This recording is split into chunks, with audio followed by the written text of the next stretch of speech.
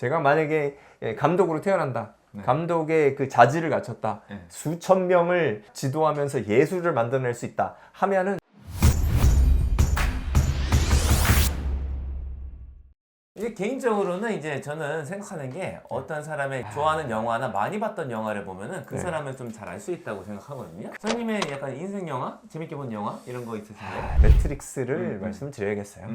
어떤 부분이 마음에 드세요? 겉으로 보기에는 이게 액션 영화인데 실질적으로는 철학 영화죠. 아주 심오한 그 깊이를 가진 철학 영화. 그냥 액션 영화를 그냥 보셔도 좋고 네네. 그런데 이제 깊숙하게 들어가면 이건 철학이에요. 어딘지 모르게 심오하고 말로 정확하게 표현하기 힘든데 뭔가 그 느낌을 유도하는 이런 거를 느꼈거든요. 묘한 생각의 상태 이런 거 자꾸 유도하는 것 같아요. 영화 좀 말씀드리면은 리오라는 주인공이 있는데 네. 프로그래머죠. 회사를 다니고 있는데 뭔가에 불만족이고 무엇인가 모르는 허무함을 느끼죠. 그것은 리오가 존재하는 세계가 진짜 세계가 아니라는 것을 암시해주고 있어요. 우리가 살면서 비슷한 느낌을 느끼게 되죠. 그래서 그 비슷한 느낌에 의구심이 드는 거죠. 과연 내가 사는 세계가 진짜일까? 그런데 그 의구심에 대답을 해주는 일이 생기는 거죠. 컴퓨터 상에서 몰피우스가 나오죠. 몰피우스가 나타나서 알려주는 거죠. 이 세계는 진짜가 아니다. 근데 바로 알려주진 않아요. 왜냐면 이건 비밀이니까. Rite of Passage라고 하는데 뭔가 알기 위해서는 투자를 해야 되는 거죠. 그래서 파란색과 빨간색 약을 선택하는 거죠. 파란색을 하면 쉽게 사는 거고 빨간색으로 하면 진실을 알게 된다. 하지만 어려울 수 있다. 그래서 리오는 빨간색을 택하게 되고 진실의 세계로 들어가게 되는 거죠. 그러면서 엄청나게 혼돈을 느껴요. 진실의 세계가 삭막하고 무서운 세계라는 걸 알게 되는 거죠. 여태까지 살았던 세계는 그냥 시뮬레이션에 불과하다. 이거는 뭐랑 비슷하냐면은 장자의 꿈, 장자의 나비와 딱 연결이 되는 거죠. 장자도 잠에서 깨어났는데 나비 꿈을 꿨는데 이런 말을 하는 거잖아요. 나비가 인간의 꿈을 꾸는 건지 인간이 나비의 꿈을 꾸는 건지 모르겠다. 이거는 뭐 알 수 없는 거죠. 끝까지 이건 증명해낼 수가 없어요. 인간이 계속 가져가야 될 의문점이다. 그 의문점을 엄청난 액션 그리고 재밌는 구성을 통해서 만든 게 매트릭스다. 보고 싶네요 다시. 제가 이걸 보고 충격을 얻었어요. 와, 이런 영화가 있다니 말이 안 된다. 철학적인 영화를 이런 식으로 재밌게 풀어서 만드냐. 큰 충격을 받았죠. 요새 이제 친구들도 보면 재밌을 것 같아요. 아직도 봐도 이거는 엄청 역작입니다. 2편하고 3편은 좀 이상해졌어요. 1편을 보시면은 정말로 제가 만약에 감독으로 태어난다. 감독의 그 자질을 갖췄다. 수천 명을 지도하면서 예술을 만들어낼 수 있다 하면은 매트릭스 같은 영화를 만들고 싶을 것 같아요. 제가 언젠가 한번 도전할 수도 있을 것 같은데 일단은 뭐 일주일에 80시간 일하는 것부터 좀 줄이고 나서 그거부터 해야겠어요. 열정이 많으신 것 같아요. 해보고 싶으신 게 직접 다 하나하나 듣지 못했지만 네. 왠지 그러실 것 같아요. 안 그러면 이렇게 일을 하실 수가 없잖아요. 사람이 일반적으로. 제가 좀 느린 것도 있고요. 선생님은 뭐 인생 영화라고 하시면은 어떤 게 있을까요? 저는 저 시네마 천국. 저는 이거 왜 재밌게 봤냐면은 네. 초등학교 때 KBS 채널에서 네. 해줬거든요. 아, 토요일 낮인가 했었던 것 같아요. 내용이 이렇게 다 재밌었던 게 아니라 음악이나 영상 같은 게 굉장히 묘한 감정을 불러일으키더라고요. 아저씨랑 꼬맹이가 네. 막 자전거 타고 막 다니는데 뭐 노래 나오잖아요. 이런 거 보면서 뭐지? 자꾸 보고 싶다. 그때 이제 제가 느낀 거는 사람들이 일반적인 언어 표현으로 전달하지 못하는 정서 같은 게 있구나를 그때 좀 느꼈어요. 이런 거를 나뿐만 아니라 다른 사람도 느끼고 있구나. 우리가 서로 말로는 이거 표현할 수 있는 네. 내게가 없는데 네. 이걸 누군가 느끼고 있고 이걸 영화로 어떻게든 담아냈구나를 그때 느껴갖고 감동적이었어요. 나무장님 네. 보면은 언어적인 능력이 상당히 뛰어나신데 실제로 이제 영화를 보면은 그런 것에서 이제 감동을 받는 것이거든요. 네, 네. 비언어적인 어떻게 보면 네, 이게 볼 때마다 느낌이 달라요. 그래서 어렸을 때는 영화의 그 음악이나 장면 이런 거, 표정 같은 거 중심으로 봤거든요. 나중에는 스토리 라인 같은 것도 좀 보게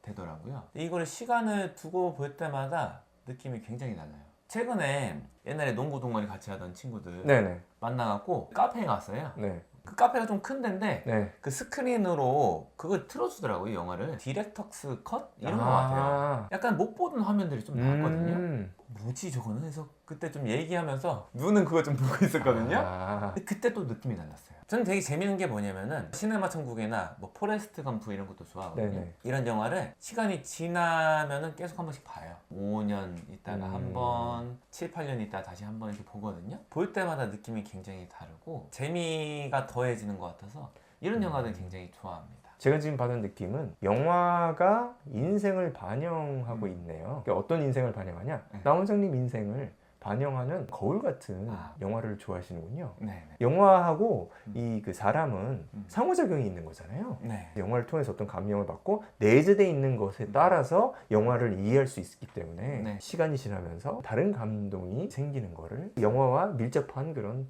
이 관계를 형성하고 계신 거군요. 그리고 이제 영어로 된 영화 같은 것도 포레스트 검프는 이제 영어로 돼 있잖아요. 네. 근데 이것도 보면은 지금보다 영어 능력이 이제 좀 부족했을 때 봤던 거랑 요새 보는 거랑은 또 느낌이 다르더라고요. 이 사람들이 쓰는 표현이나 말투 보면은 예전에는 이해를 못하니까 한글 자막으로만 봤거든요. 이게 담지 못하는 말투로서의 효과가 있었구나. 루타이넌 댄이라고 있는데 그분 말투랑 포레스트 검프 엄마 말투랑 말투로 느껴지는 이 사람의 약간 정체성이나 정서 같은 게 내가 놓쳤었구나. 어렸을 때 이거를 자막으로만 봤을 때는 그거를 이제 나중에 보게 돼서 느끼고 영어 실력, 네네. 언어 능력의 이 향상도 영화를 통해서 네. 다시 보면서 네. 이제 확인하고 증진시킬 수 있는 그런 계기가 되는군요. 네. 그런 게 주는 묘한 감동도 있더라고요. 남부 사투리 이런 게 나오는 사람들은 대체로 가난해요. 출신들이 그 언어를 이해하지 못하는 사람들은 캐치할 수가 없었던 거였구나 깨달음을 또 느꼈어요. 언어가 이제 문화에 대한 공부에 문을 열어주는 그런 도구로 이제 이용이 되잖아요. 네. 그리고 그 매체가 이제 영화인 거고. 포레스트 검프 하면은 그냥 쉽게 뭐 간단히 볼 수 있는 영화처럼 생각하지만 상당히 큰 배움과 다양한 그 접근이 가능하군요. 네. 예전에 읽었던 책을 다시 읽으면 이런 걸 느껴요. 책 자체도 이해가 되지만 네. 그 당시에 나는 어떤 사람이었지? 이걸 이렇게 받아들였구나 나는. 마음적으로, 심성적으로 나란 사람의 변화를 책을 읽다 보면 알게 되고 있고요. 말씀하신 대로 언어 네. 실력의 변화라든가 네. 뭐 어휘의 변화 이런 거는 당연히 알 수 있게 되죠. 저도 옛날에 봤던 책들 좀 다시 읽어보고 싶네요. 좀 다르게 느껴질 것 같아요. 좋아하는 책들은 또 두고두고 보잖아요. 이번 주말에는 한번 그 작업을 좀 해볼까. 많이 못하겠지만 쉽지는 않을 것 같은 예상이 되긴 합니다. 바쁘기 때문에. 네. 학원에서 아이들 지도하는 것도 비슷한 것 같아요. 그 옛날에 있었던 일을 가끔씩 떠올려 보게 돼요. 그때 내가 이런 식으로 지도를 했는데 당시에는 내가 예상하지 못했던 영향이 아이들한테 이런 게 있었을 수 있겠구나 하는 게 나중에 좀 보이는 게 있거든요. 네. 반대인 경우도 있어요. 아니 당시에 내가 이걸 어떻게 했지? 아이들한테 좋은 영향을 준 적이 있었던 것 같은데 요새도 막 연락이 오는 애들이 있잖아요. 네. 뭐 군대 갔다 왔다고. 나는 별로 한 게 없는 것 같은데 이 친구들이 참 고맙게 연락을 해주네. 난 뭘 했지 내가? 별로 잘한 게 없는데. 어떻게 보면은 경력이 더 적었을 때니까 미숙했고 아이들한테 득이 안 됐을 것 같다는 식으로 지도한 적도 실은 꽤 많았어요. 근데 얘네는 왜 나한테 연락을 하는 거야 고맙다고. 그런 거 생각하면은 그때 당시엔 또 그 나름의 장점이 있었나? 지금은 잘 인지하지 못하는 그런 게 있었던 것 같아요. 지금도 패기가 있지만 나름의 또 패기가 있어서 열정이나 이런 거 애들이 좀 느꼈나? 뭐 이런 생각도 하게 되네요. 시간 지나면은 아이들 같이 공부하는 것도 다른 의미가 느껴지고 교재를 바라보는 시선도 좀 그래요. 교재가 왜 이렇게 구려? 이걸 어떻게 쓰냐 수업할 때 하는데 나중에 한 몇 년 지나서 보니까 이렇게 좋은 교재가 있었나? 똑같은 교재인데 이런 것도 있고요. 처음엔 좀 괜찮게 느껴졌는데 나중에는 이거는 좀 한계가 있겠다. 아이들 저기 성장하는데 한계가 있겠다. 이런 교재도 있어서 계속 바뀌어요. 예상은 저희도 하지만은 애들이 이제 한 번 정도 읽어오고 피드백을 받아봐야지 그때 좀 알게 되더라고요. 난이한 데가 그런데요. 아무래도 이제 쓰여진 지가 좀 돼가지고 언어 자체는 약간은 고리타분하잖아요. 그러다 보니까 애들이 이거 이해 못하겠는데? 근데 실제로 반응은 그렇지가 않고 그게 중요한 게 아니고 다른 요소들 이제 말로 표현하기 좀 어려운 요소들 그런 요소들이 좋은 게 많으니까 아이들이 잘 따라가는 어떤 책들은 와 이거 적당한데? 딱 주면은 애들 반응이 그런 게 많아요. 뭐 열심히 선정하고 하겠지만은 아직도 모를 때가 있다.